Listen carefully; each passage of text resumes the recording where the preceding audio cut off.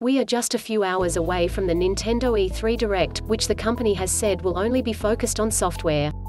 The fact that we've arrived at this point negates a theory that Nintendo was going to debut its upgraded Nintendo Switch Pro, said to have 4K docked capabilities and a new OLED 4K screen, before E3, so it and its partners should showcase games using the new tech.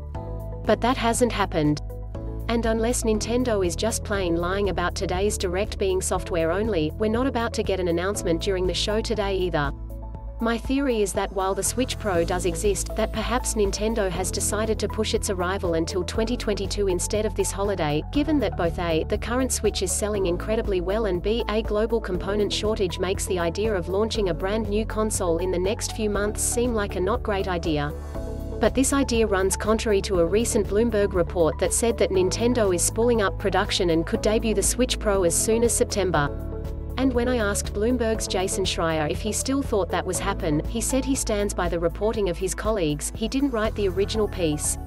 One aspect of that piece has already not panned out, however, as the article said, it seemed likely that Nintendo would announce the Switch Pro ahead of E3, where unless that happens in the next checks watched 3.5 hours, that's not going to be the case. I also don't really understand why, if they were planning a Switch Pro release in September or October 2021 like the article says, why they wouldn't be at least announcing the new model now, at the world's largest video game show, where they are presumably about to show off a bunch of games that should be running on this new hardware. We already saw a new Mario plus Rabbids game from Ubisoft that looks suspiciously good, and I expect to see more of that kind of thing today. I supposed it's possible Nintendo was using subterfuge and plans to announce the Pro today, but if not, then perhaps in some other Direct in a month or so. Again, it doesn't make a lot of sense why they wouldn't use the platform of E3 to announce the Pro, if its release date really is so close, so who knows what's going on behind the scenes.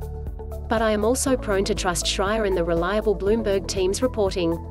I don't actually expect to have any answers by the end of the day here, as Nintendo will likely stick to what they said and only show games today. But after that, it's anyone's guess what happens next with the Switch Pro and its reveal.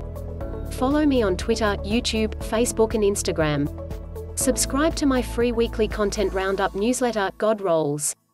Pick up my sci-fi novels The Heracula series, and the Earthborn trilogy, which is also on audiobook.